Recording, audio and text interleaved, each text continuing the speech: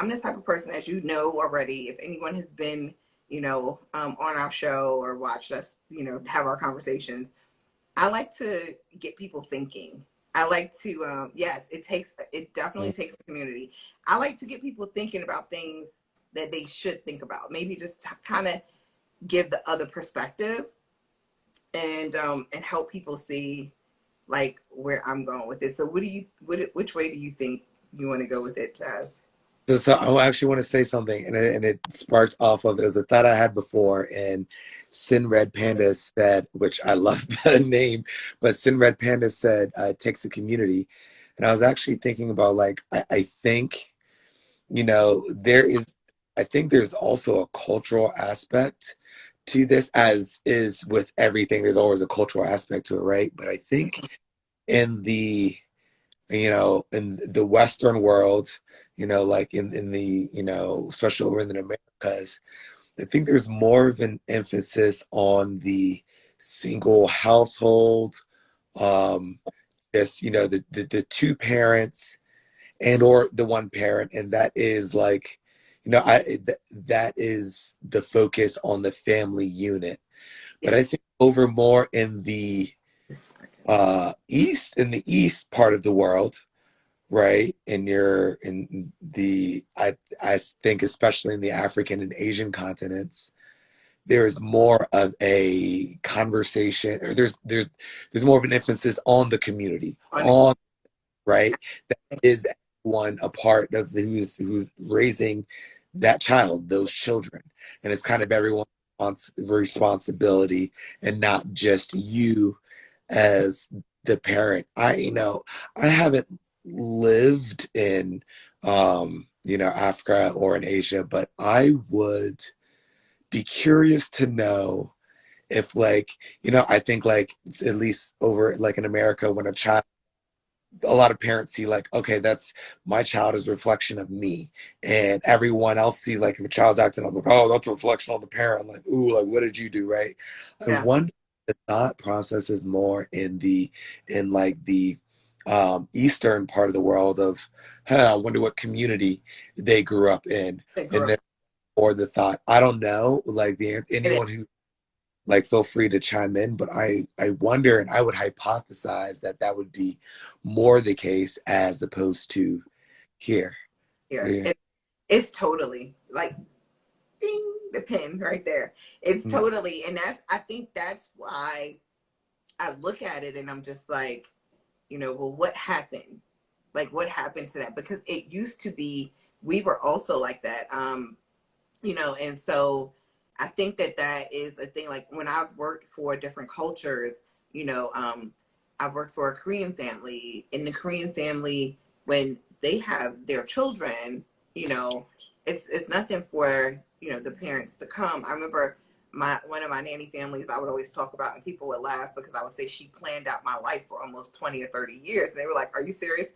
And I said, "Yeah." And when I sat down and I asked her, I was like, so I kind of told her, I was like, slavery is over. You can't plan my whole life. I just work for you. Like, she looked at me like, huh? Like, I'm not trying to enslave you. She's like, my nanny still works for the family. Like, my nanny never left. She was like, when I send my kids back to Korea to visit the grandparents, my nanny is still there. She takes care of my kids. And so for them, it was a cultural thing that even though they had money and they had a nanny, like, their nanny became part of their family. So, like, she was a part of their family. The kids were always being taken care of. The community took care of them.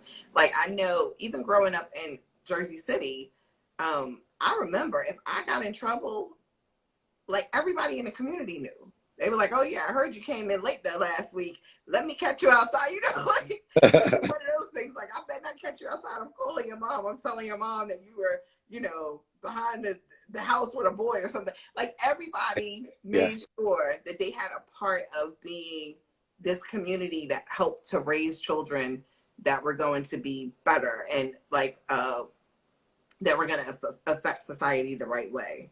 So, yeah, so Modern Nanny says, I Yeah. think it's all about making sure that kiddos needs are met, and that they could be by two dads, one mom, a community, and a mom, aunt, list goes on. Absolutely. And Sinred Panda says, I believe that a child needs only one secure attachment to get their needs met. It's imperative that the source attachment is a functional adult. Exactly. And Can like, yeah, go ahead.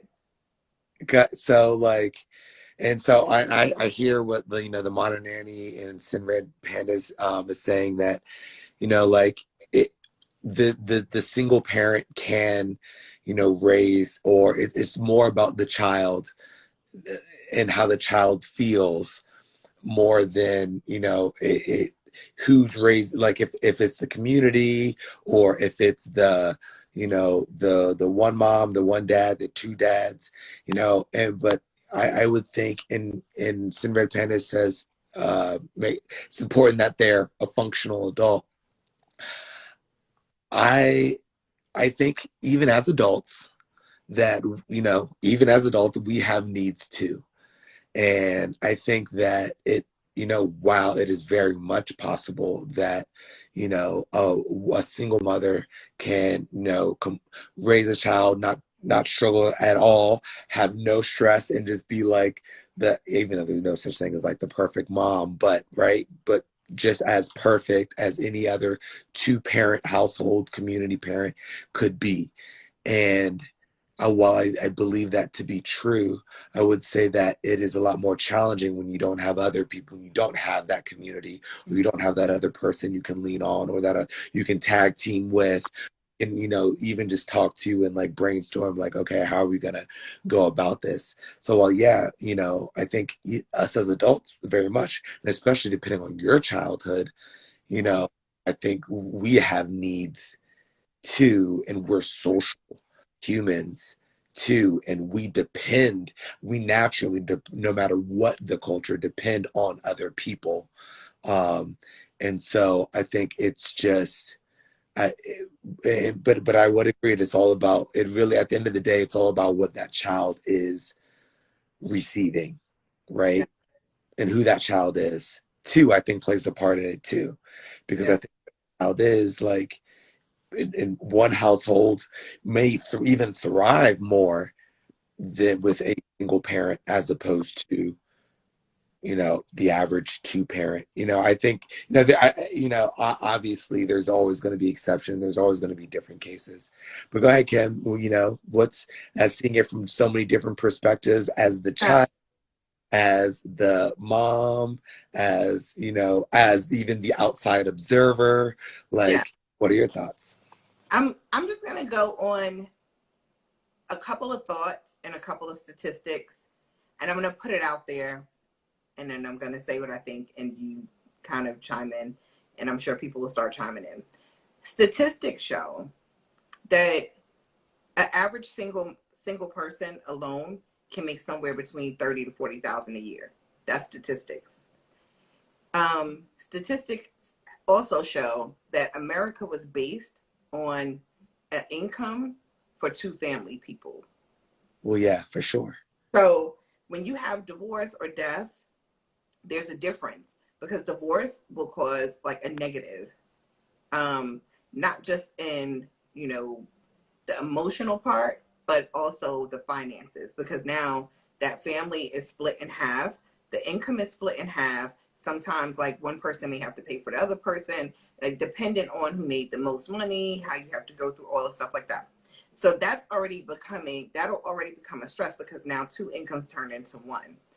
When a person when a person dies, depending on whether they have insurance, depending on whether they had a job, and the person is now able to get Social Security to take care of that child, that puts another stress, but it's not as bad. So statistics show that if a family has a divorce, separation, or just has been single and had, whatever situation happened, and they have a child, that child is in a least is in a lesser position than someone who lost a parent and they died. So now I'm gonna just put that out there, so you know. Those are statistics. That is science. That is just what has been shown. Then you take into effect that, just thinking about the pandemic, like, let's just stay on the pandemic. On the pandemic, for myself, now I can speak for myself. My child has not been in a grocery store since the pandemic started, which means I order shipped all the time. Because now I'm gonna get really personal, because I fostered my daughter and then adopted.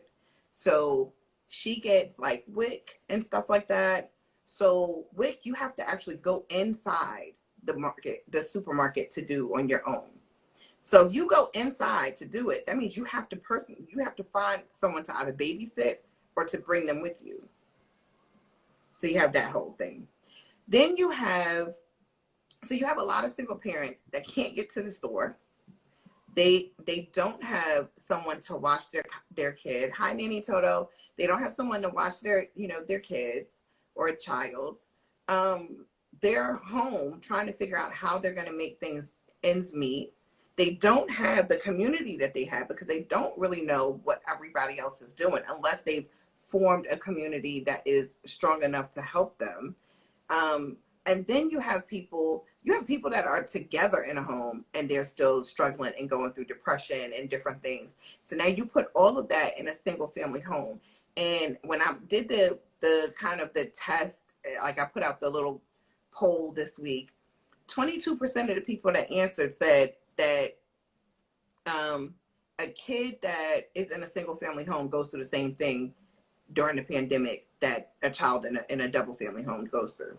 That is not true. It's not. It's just not. For one, a child that's in a single family home, a lot of times what happens, which people don't really understand, is they have to mature faster because they're in a single family home. A child that grows up in a double family home is more protected, and they can go through life. They can go up to like 17 and just be very innocent and naive because there's more protection. Where in a single family home, you have one person that is doing everything and they can't always be home. And so that child has to learn to grow up fast. So now you're during a pandemic, mom is having to work or dad is having to work, doing whatever they have to do to make sure that everybody is okay. They may be a little depressed. They may be going through a lot of stress trying to make sure it ends meet. So who else is going to step up? The kid. So now you have a kid taking on adult responsibility, dealing with adult emotions, and still trying to figure out what's going on with themselves as far as school, losing their friends, not being social, not having anyone to talk to, maybe having limited phone time and computer time because, hey, you're a kid and you can't be online all day. These things are huge stressors for kids, and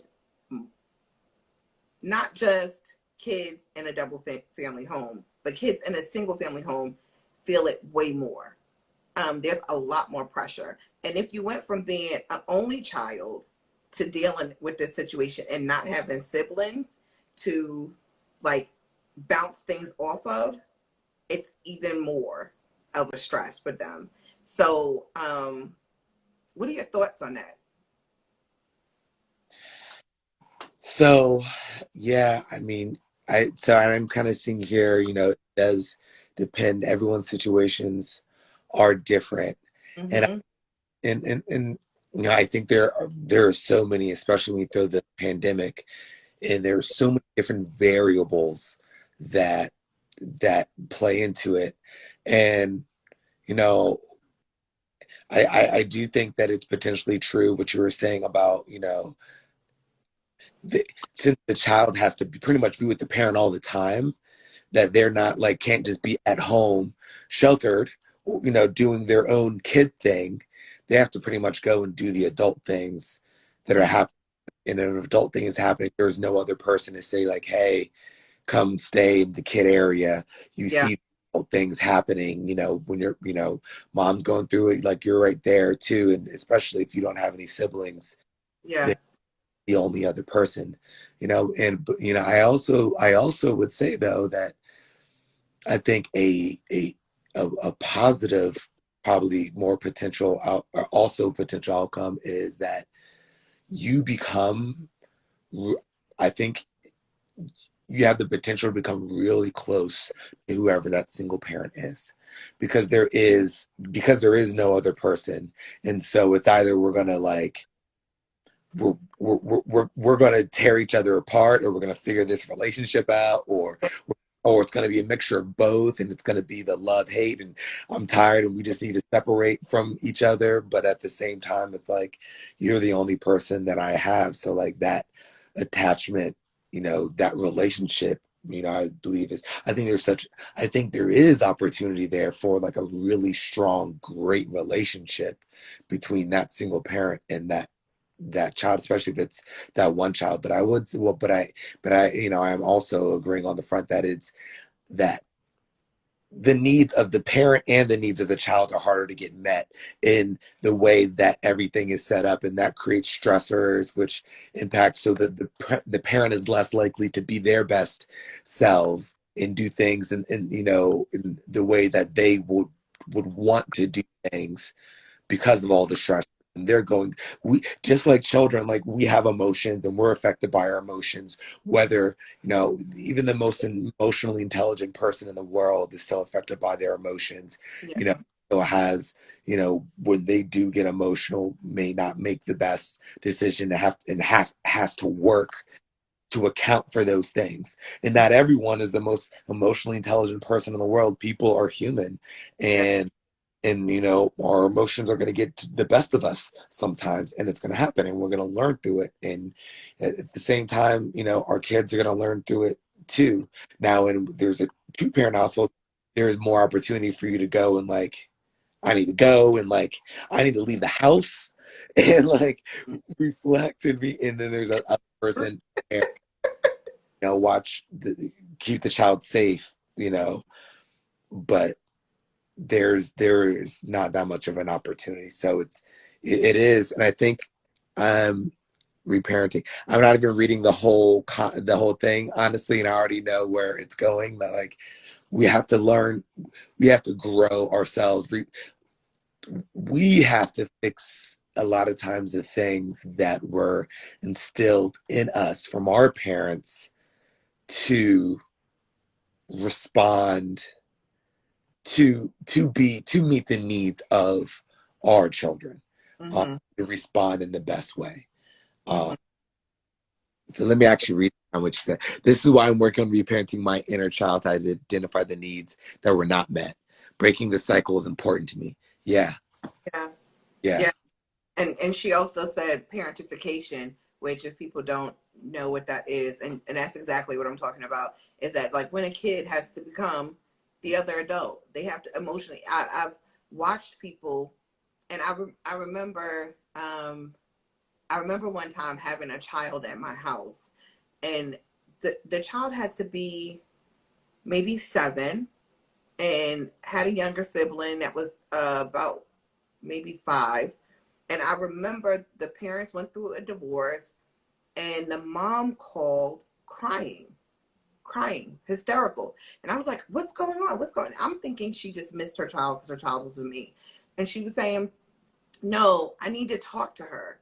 And I said, well, why? Because she's my best friend and we need to talk about what just happened. She's not your best friend right now. She's not your best friend. One, you're her mom. And you're not going to put adult conversations on a child. And what she was calling about was like that her and the dad had been arguing. This is a 7-year-old. And in my head, I'm thinking, when did this happen? Like, when did this start happening? When did this become okay? That now a child is no longer a child. yeah, And you fast forward, this child is an adult who still is in the same situation. And, very mature for her age, very smart, but always has been the person that this mother has leaned on. And even when the mom remarried, she still leaned on this daughter to give her support, that she wasn't ready to take on and that she shouldn't have to take on. And so I feel like in speaking about this as single parents, even as people that know single parents, we have to protect our children. We have to make sure that they stay children as long as they possibly can. And if that means putting yourself in an uncomfortable position to network and find people and even ask for help. I think as single parents, a lot of people feel like if they ask for help, that they're failing in some type of way. And that's not true. Because how many times as a single parent do you go out and you help other people? Like, how many times do we as people, just as humans, help other humans? Like, we help our family members, we help our friends, but when it comes to us needing help, you know, we feel a sense of responsibility or failure when we can't provide, or when we can't do, and then we put our kids in uncompromising positions that we don't feel like at the time is a compromise, and it is. And so this is not a conversation of me, you know, pointing a finger and getting on people. I'm guilty of it myself. I had to start asking for help. I had to start saying, like, I need this or I need that, because I'm so used to being the person that helps everyone and not realizing that, like, hey, this pandemic has caused a situation where I need to reach out to my friends. I need to reach out to my circle and say, hey, you know, this is what I need. Can you help me? Can you do this? And then if I can't find anyone, then it's a thing of, okay, well, let me figure out what I can do. And so I think a lot of times that has to be something that is in our mind that changes as single parents, because we're so used to doing everything and being in control. Like, single parents have to have a level of like organization and control and become an A-type personality to kind of get stuff done. And when it comes to children, we have to make sure that they are able to stay children as long as possible. So, Yeah. let's see. Do we have any comments? Some questions too. It doesn't look like we have any questions. Okay. Um, Sin Red Pandas mentioned a TikTok I did, and it was talking about how, you know, when you're parenting your kids, you're parenting your kid's kid, pretty much, because they're, you know, the way that, and you think about how the way that how you grew up and how you were parented is, it affects you to this day, and how you parent, whether Yeah. it's something that you're doing more of or something you're not doing. It's still something that you think about. And like, you know, even myself as a teacher had found myself, especially in the beginning, just saying things that I always heard when I was growing up as a kid, right? like like the man, what's a good example? I can't say that I would be proud to be like, I wish I had tape of myself like Yeah. when I first started teaching, and some of the things that I would like say that didn't even really mean anything, but I was just trying to like say something because I was trying to get them to do the thing that I wanted them to do, but I didn't know how to do it. Yeah. Yeah. But so do we have any questions? Yeah. Well, Red Panda did send us some, and I do want to get to it because I asked if anyone had Okay, questions beforehand. So one cool. of her questions was, what can I do to be more present for my child, too, while working from home? Mm. You were going to say something? Go ahead. Go ahead. Go ahead. You got it. You got it. Well, I was gonna say, a good thing, a good practice just to have is to set aside time.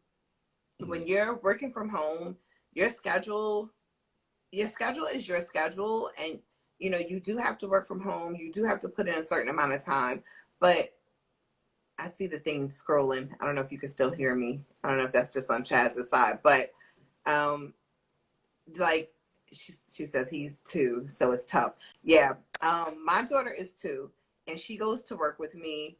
And even while I'm at work, because I nanny, I still have to find time to just make for her. Because what happens is when I don't do that, she starts acting out.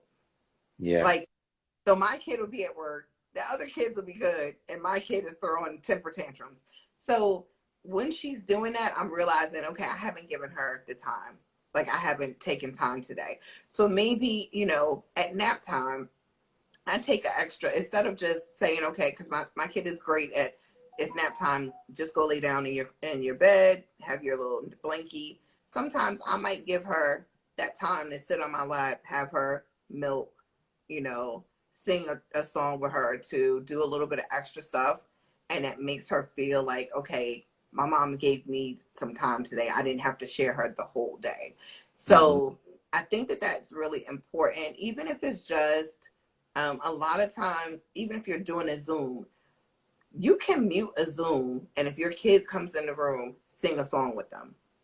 Hmm. Like a quick, like if you're happy and, you know, clap your hands, you know, and you get to the hooray part, hooray, and they're like super excited. They will be singing that song all day. You didn't leave work. You didn't miss anything really. You know what I mean? Because you can still hear what's going on, but you gave them enough time that they realize that you're listening to them. And so now they can go and find something to do, especially if it's a single child. Single children are great at playing on their own because they're not used to having anyone else. So when they come to you, it's usually because they need that. So I would say working it in is like a big thing. At the Guys, most. Yeah. Yeah. And sometimes you can't, especially like they can't control where they, when they have that need, that feeling.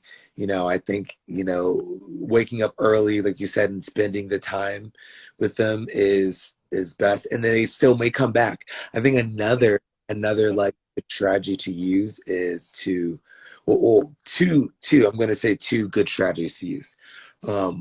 One is, try to like maybe create like an environment or a playroom or some kind of area or space that they can play in, with a lot of things that are like really of interest to them, that will really get them engaged, especially things that are open-ended, that they can just move and manipulate in a bunch of different ways.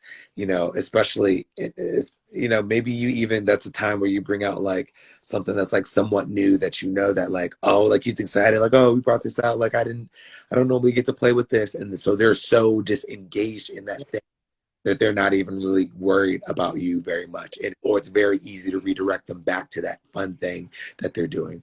Another thing I would say too, like, especially for if you're going back like to work, or you're like working, create a, and it's hard for two, but I think it's starting at two, and like they'll get it, especially as they turn like three. And who knows how long we're going to be working from home, or even if this pandemic is over and we're going to come back to a new pandemic, COVID-20 comes, right, or something, right? So I think doing something like a visual schedule, so they see the like mommy and me time, and then they see that like it's their time to play with their toys, whatever. And it's especially for young children, you have to make it visual. You have the words next to it, just so they're seeing words.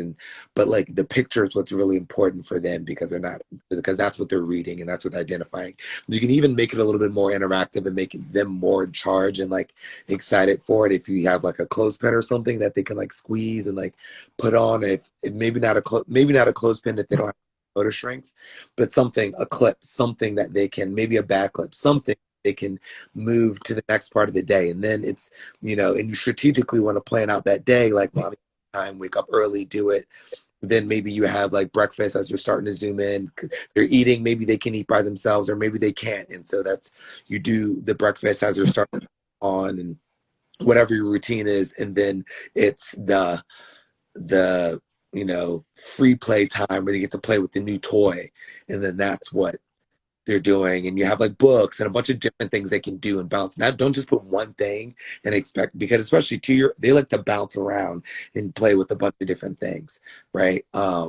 So those are some things that I would say too. And just really think about, and like your kid, this is where you individualize it. Think about like what your child is into, what your child, does your child like to, maybe you play like music in a certain part of the room, and that's what's going to help the child stay there, because like dancing around here and there. But maybe your child is maybe that's sensory overload for another child, for your child, so you don't do that, right? So you really want to know your child and intentionally put those things in that your child's environment that'll engage them for a period of time.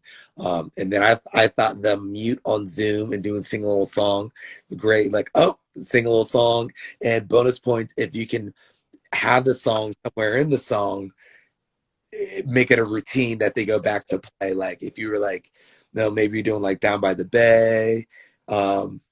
Have you and then like have you they do, have you ever seen a bear combing his hair? Or maybe you throw in there like, have you ever seen maybe your child's name is Blaine, right? I'm just throwing out this. Have you ever seen Blaine playing with his trains in his playroom? Yay! And then he goes over and plays in the playroom. You can make it fun, right? And so like maybe sometimes he'll come because he wants the song, but it's like the routine. You do the song and he goes back and he plays with the things, and then he's good. And then you have a way that he can still get the connection from you, but still, have him go back and play with his things. And he knows that like routine. So his need is getting met. And then also your need is getting met of having to do work, right? So that's what I would say. Yeah, and I'll also add this, and then I'll go to your other question too, Red Pandas. One of the things that like my daughter does, and I know a lot of kids, when they get in front of those tablets and iPads and whatever, they instantly are like glued. But what I will say is if you give them a certain amount of time, like my daughter doesn't have it all day. She may have it 20, 30 minutes and then she's off to the next thing. But those 20, 30 minutes, she's super quiet. She like, you can have a whole conversation while she's playing whatever. If there's a thing where you're just in your office and you're doing stuff, a lot of times kids at 2, they sometimes don't need as much attention, but a lot of physical touch. A lot of physical touch works for them. Very true. Good point. Sometimes, like if I'm doing dishes or I'm doing something, I can give my baby her tablet, like let her watch her Dora the Explorer. And while she's sitting on the floor next to me, if her body is touching my leg, yeah, she's completely fine. Yeah. And her need is being met. Her need is being met of mommy's doing something, but I'm still getting the physical touch that I need. I'm able to do what I need to do, and I'm still being in a quiet place for me. So if you can find things like that, that satisfies them, then that's fine. Because sometimes it's not so much what they need; it's just that they need to be in your presence and they need physical touch, and that works for them. So it's like Chad said, it's the individual child and knowing what that child needs. Yeah. So just, finding a way to fit it in your day. And if they get enough of whatever it is they need, especially as a single child, they'll leave and go do what they want to do. Because single children, they're not like children that when you have 2 and 3 and 4 children, a lot of times what you find is you have to constantly entertain them. They cannot do anything by themselves. It's just not what they do. But a single child, only child, as they say, they are very resourceful at figuring things out to do on their own. So if it's just that they need your attention, it's usually not for a long time. And, just working it into your schedule and figuring out what it is that they need. And I know I saw Ask the Nanny. She came in. She does this thing where she said that she does like a red light, green light or whatever, where if she's in her office, she lets the child know when they can come in or not. If there's a red light on the door, they can't come in. But if there's a green light, it's okay for them to come in. And I like that idea. I think that like a 2-year-old would be able to get that concept of red and green meaning go and red meaning no. So that's always something that you can try. So I know another question that was asked is, how can I manage a healthy work-life balance without forgetting my self-care? That is always a question with singles. Yeah. Chaz, you want to tackle that first? Yeah.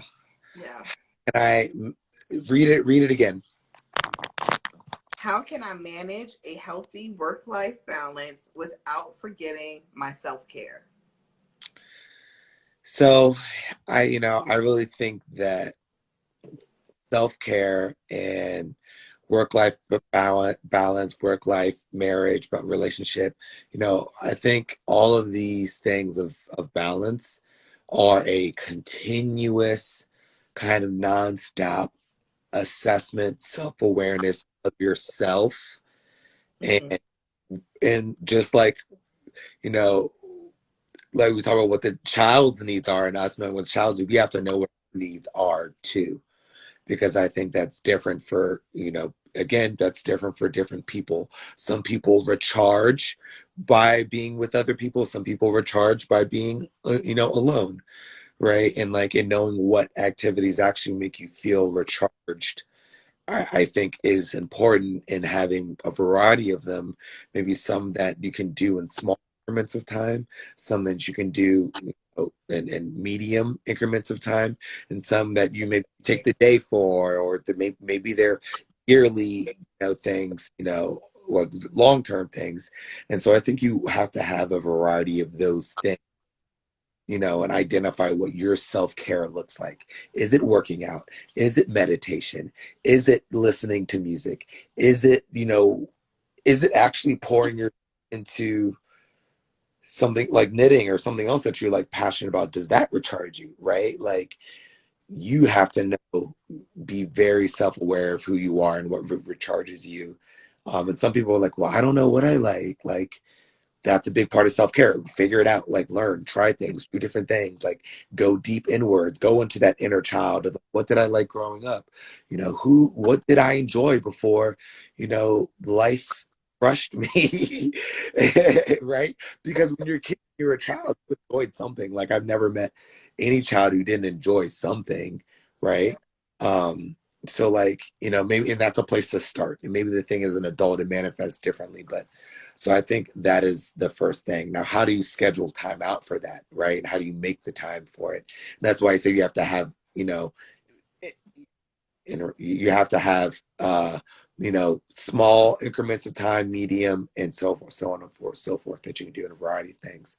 I think you almost steal that time. It's continuous, right? Like I feel I right now I feel really frustrated. It's been a really hard day. Maybe it's a combination of things. Maybe it's not just my kid. Maybe it's my relationship. Maybe it's a bunch of things. So like, I got to brainstorm a little bit. Like, do I need time in my little area, in my calm down corner? Right? We have one for children. I talk about creating a calm down corner for your.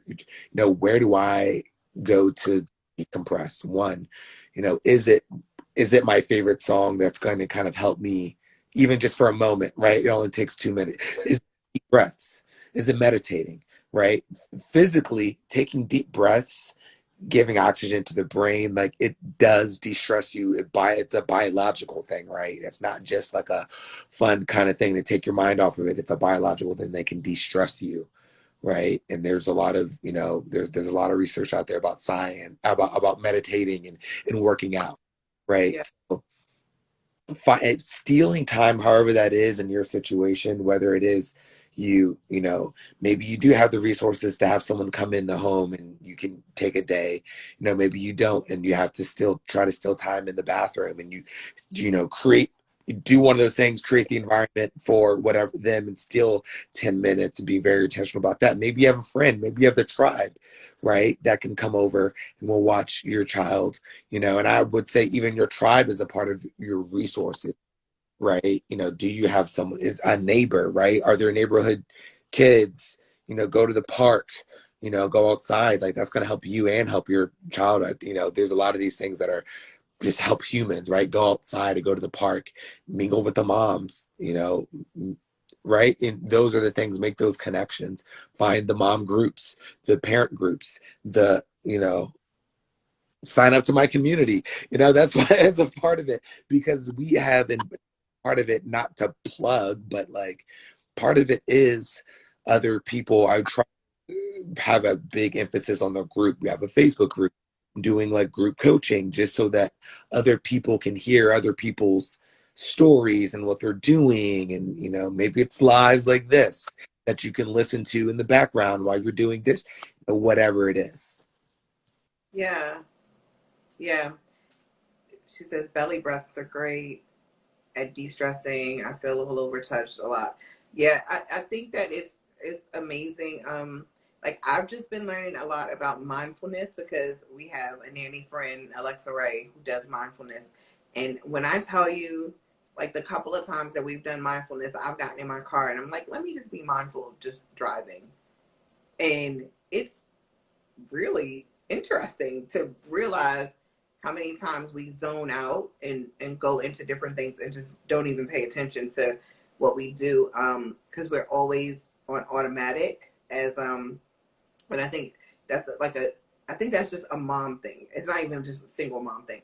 It's just like a mom thing. Like we go into automatic, like I'm home and this is what I do after I get home. I get home, I do this, I do that, I do that. And now that I'm home, I have all this stuff to do. I think the other thing I don't think to that's a thing. I say that. I don't think it's just a mom thing. is it not? Like I mean I don't know. I can just speak as a mom, but I know that I can say since I've been home during the pandemic, I have thought about, hi Monica, I have thought about all of the things that I've been wanting to do on my plate and have been trying to do every single thing instead of just saying, hey, like I'm home for a bit. Why don't I take a day? Yeah, that guilty. Yeah. Yeah.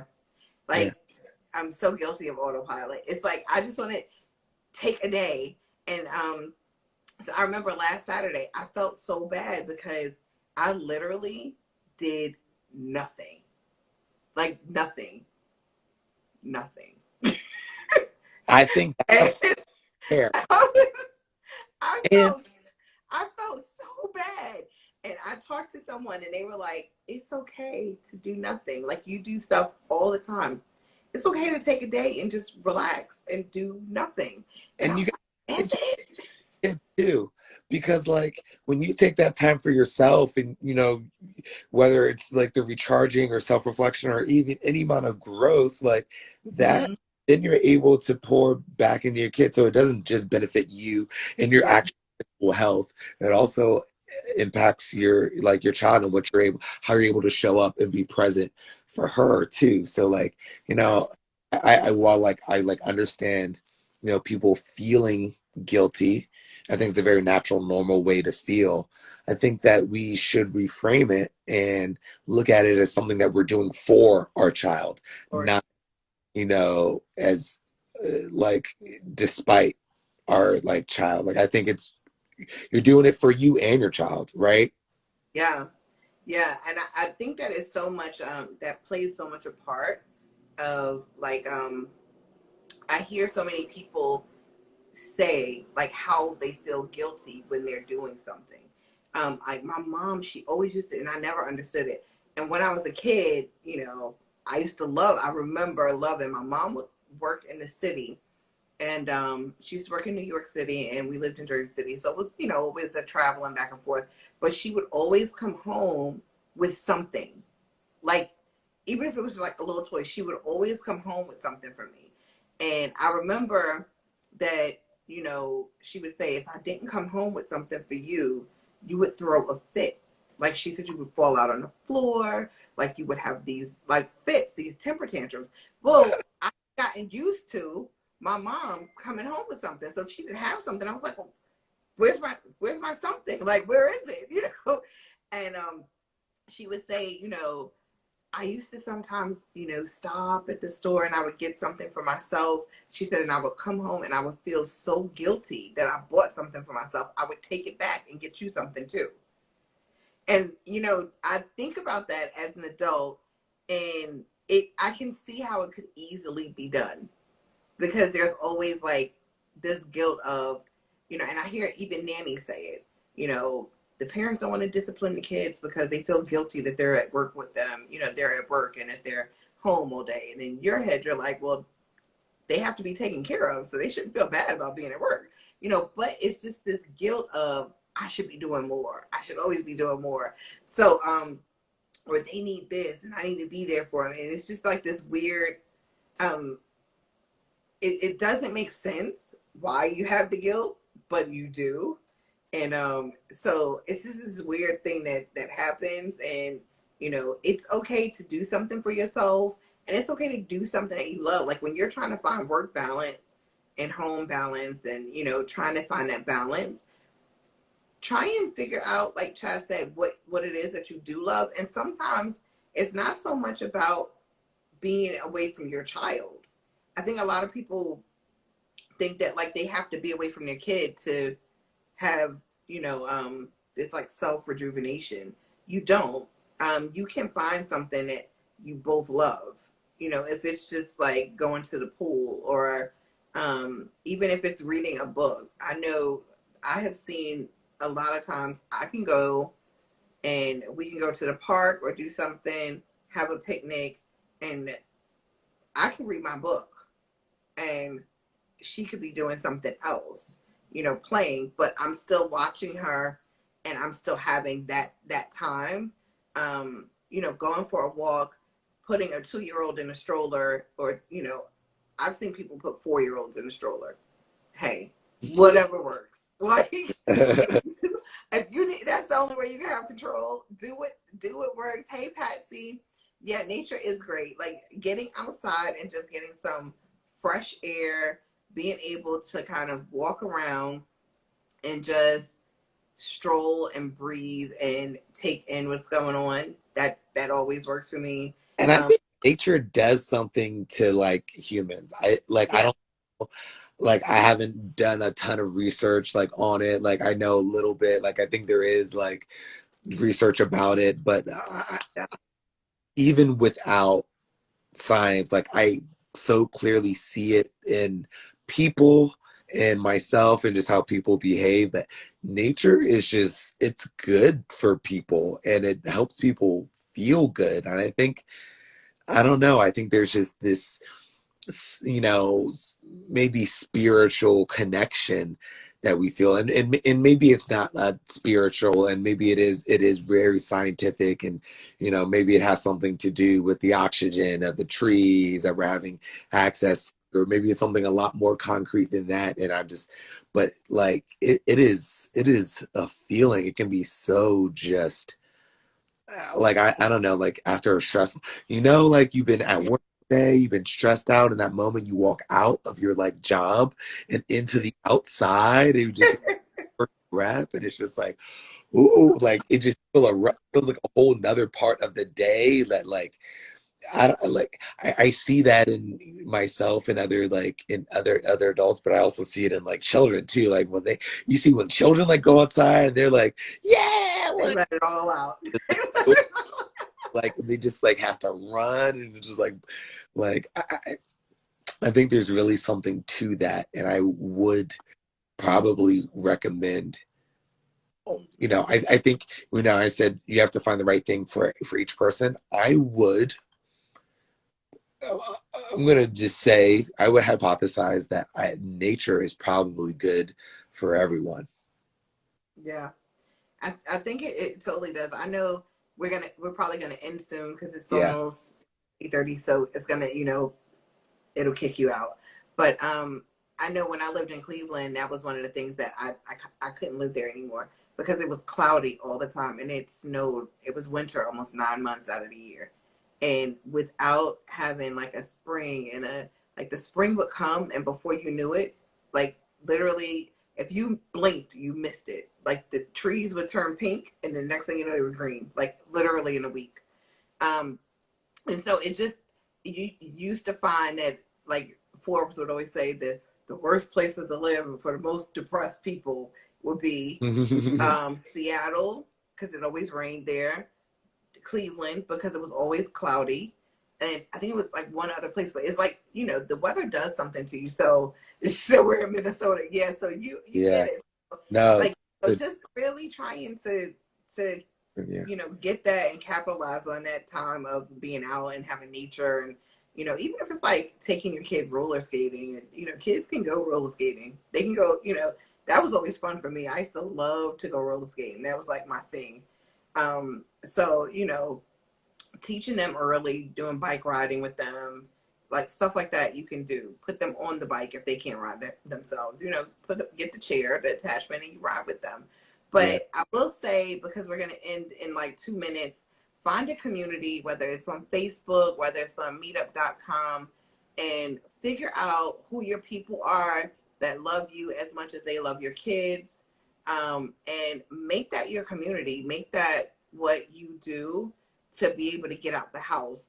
Find ways to be able to have not have that child take on responsibilities that they don't have to do. I think that's my main thing, is like, let a kid be a kid even during the pandemic. Let your child be a child and you be a parent, and figure out the hard things, even if it means asking for help sometimes. Please ask for help. And if you need information on how to build a community, come talk to me, because I have built a great community of friends and people, and I would love to share with other people how to build a community. So, Chaz, you have 50 seconds. Go. What am I for 50 seconds? Okay, I'm gonna read. Whatever. Yeah. Nature helps my powerfully sensitive non-self son self-regulate, noticing the wind during tantrum moments, or feeling the grass. Yes. Thanks for all your suggestions fostering his sensitivity, Mr. Chaz. Thanks for reminding me. Yo, so guys, www.patreon.com/Mr. Chaz. That's my Patreon. Come support me. Also get daily tips. Also get online courses. Also get individual and group coaching. Like, pick what you want. Like, I'm literally like out here like changing lives. I already support over 200 parents. Like, be 201. It's great here, and it's like I'm like committed to help.